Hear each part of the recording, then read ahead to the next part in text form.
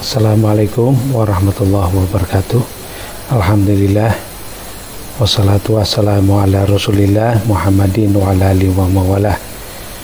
Pada kesempatan ini kita akan mempelajari metode pencocokan kurva untuk data-data yang memperlihatkan model non-linear, karena tidak semua data itu memperlihatkan data-data yang bisa kita dekati dengan garis lurus atau linear, tapi bisa saja data-datanya memperlihatkan data-data yang membentuk kurva yang non-linear. Jadi kalau kita memiliki sejumlah data pasangan XY, X1, Y1, X2, Y2 dan seterusnya, maka kita bisa membuat titik-titik di dalam suatu bidang kartesius gitu ya. Titik-titik ini bisa memperlihatkan titik-titik yang menunjukkan linear atau non-linear. Kalau dia menunjukkan data yang linear, maka kita telah lakukan dengan pendekatan garis lurus yang berbentuk persamaan Y sama dengan A1 X plus A0, yang mana A1 dan A0 ditentukan dari penyelesaian metrik yang kita peroleh di materi sebelum ini ya, materi untuk pencocokan kurva dengan garis lurus ya.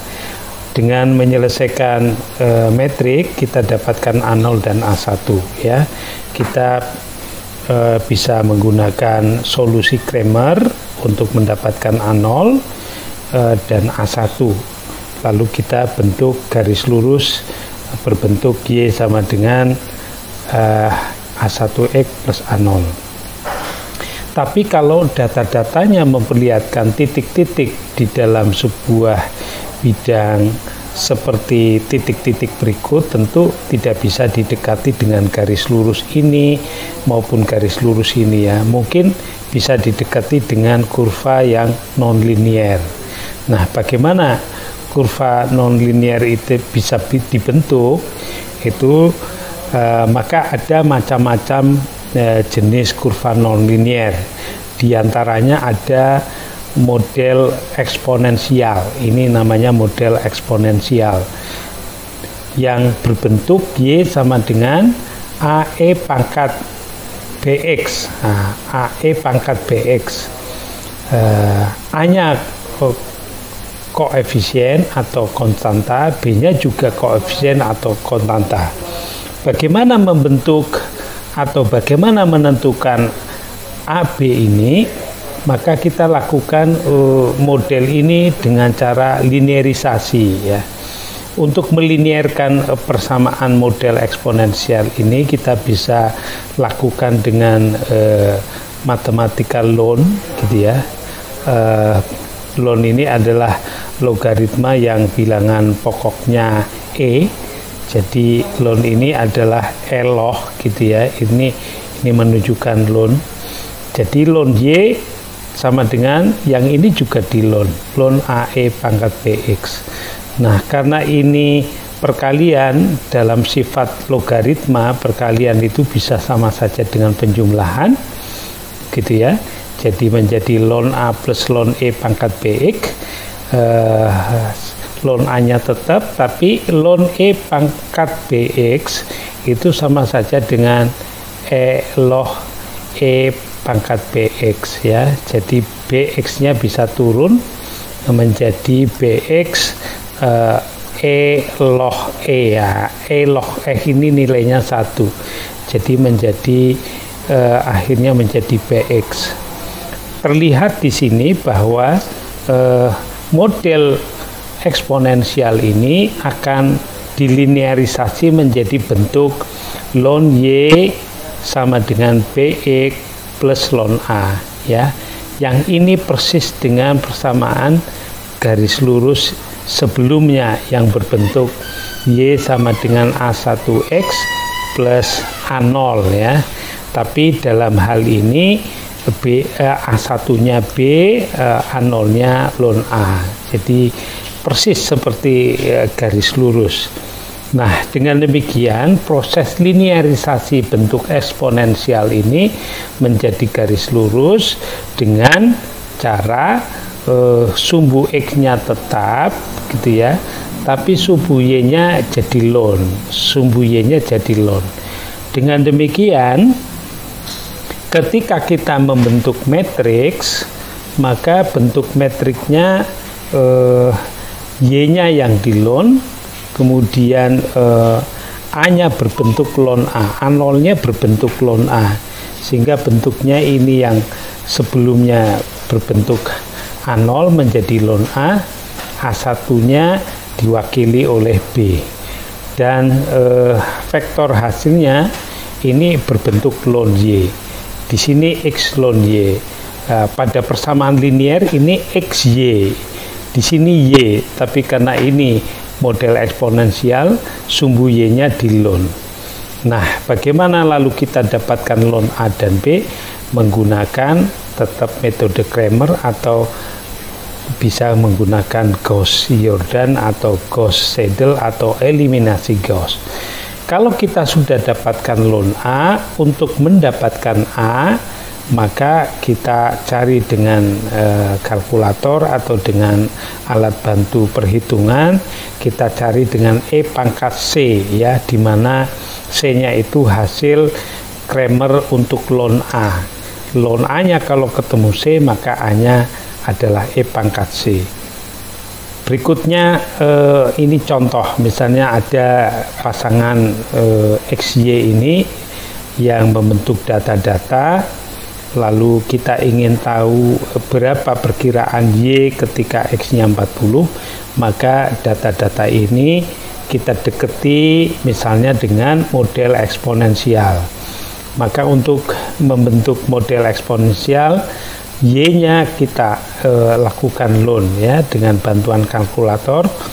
Ln 2,5 ketemu ini, ln 3 ketemu ini, ln 5 ketemu ini, dan seterusnya sampai ln 40 ketemu ini ya. X kuadratnya tetap gitu ya. Di sini ada kolom X kali ln Y gitu ya, untuk mendapatkan sigma X ln Y. Di sini sigma X, ini sigma Y, ini sigma ln Y, ini sigma X kuadrat. Lalu kita masukkan ke dalam metrik. Ini menunjukkan banyaknya data. Ini sigma X gitu ya.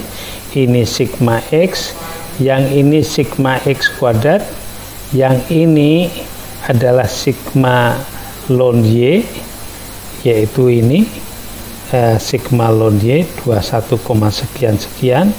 Ini adalah sigma X kali ln Y ya, yaitu yang ini. Oke. Kemudian dengan bantuan Cramer kita dapatkan ln A-nya adalah determinan kolomnya hasil ditaruh di sini. Kemudian di sini 15436 gitu ya. Ini angka ini ya, ikut ini angka 4 ini. Kemudian dibagi determinannya metrik A ini, kita akan dapatkan 0,74 sekian. Itu ln A-nya ya.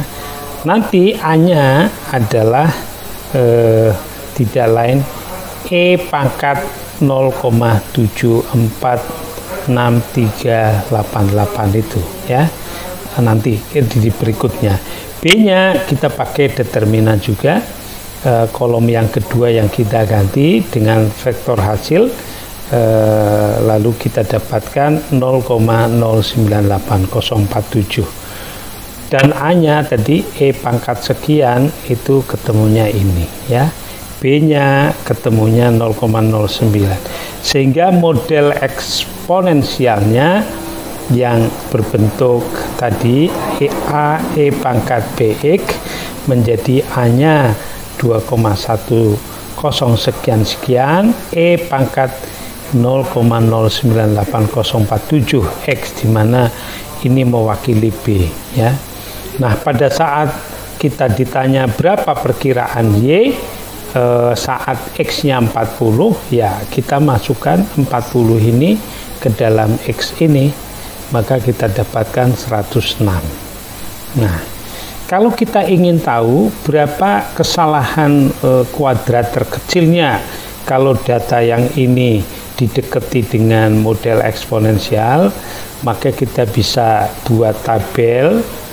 Nah, ini tabel XY-nya, ini tabel hasil Y kurvanya ya, yaitu Y sama dengan AE pangkat BX ya, hanya yang ini tabel 2, sekian E pangkat sekian X. Kita masukkan saat X-nya 2, saat X-nya 4 ya, terus sampai saat X-nya 30. Ternyata kalau kita cari perbedaannya lalu dikuadratkan, ketemunya ini, beda ini sama ini dikuadratkan, ini sama ini dikuadratkan, lalu di jumlah total ya, kita dapatkan error kesalahan kuadrat terkecilnya 0,4. Bandingkan kalau data ini kita deketi dengan garis lurus ya. Bagaimana kalau kita deketi dengan garis lurus? Kalau dideketi dengan garis lurus, kita butuh kolom XY, X kuadrat XY ya, seperti materi kita pada pertemuan sebelumnya. Kita cari X kuadratnya, yaitu penjumlahan ini semua, XY nya penjumlahan ini semua, sigma Y nya penjumlahan ini, sigma X nya penjumlahan ini semua, maka kita dapatkan metrik yang ini N, ini sigma X, ini sigma X, ini sigma X kuadrat, ini sigma Y, yang ini sigma XY ya. Dengan metode Cramer, A0-nya ketemu ini, A1-nya ketemu ini, dan garis lurus yang menggambarkan data tadi ini ya. Sekarang kita cari kesalahan kuadrat terkecilnya dengan memasukkan nilai X data-data untuk mendapatkan Y kurva ya. Ternyata kita dapatkan Y kurvanya ini, yaitu dengan memasukkan tadi persamaan garis lurus ini, kemudian cari ketika X-nya 2, ketika X-nya 4, nanti kita dapatkan data ini. Lalu ini perbedaan antara ini sama ini, 2,5 dikurang sekian berarti menjumlah ya, kira-kira 4 kuadrat 16, ini kurang ini dikuadratkan kira-kira 4, 5 kurangi 5,8 dikuadratkan kira-kira ini, dan terus ke bawah di total ternyata errornya ini ya. Kalau tadi ketika menggunakan pendekatan eksponensial, errornya ini 0,488, sedangkan dengan garis lurus errornya 142. Maka hal ini menunjukkan bahwa data yang ini itu enggak cocok didekati dengan garis lurus, yang cocok didekati dengan model eksponensial ya. Yang cocok didekati dengan model eksponensial. Itulah model nonlinear yang pertama, model eksponensial. Sekarang ada model yang kedua, namanya model pangkat, yaitu berbentuk Y sama dengan AX pangkat B. Bagaimana cara mendapatkan A dan B? Kita linearisasi. Melinearisasinya dengan log. Ini di log, ini di log, maka dapat log Y sama dengan log A plus log X pangkat B.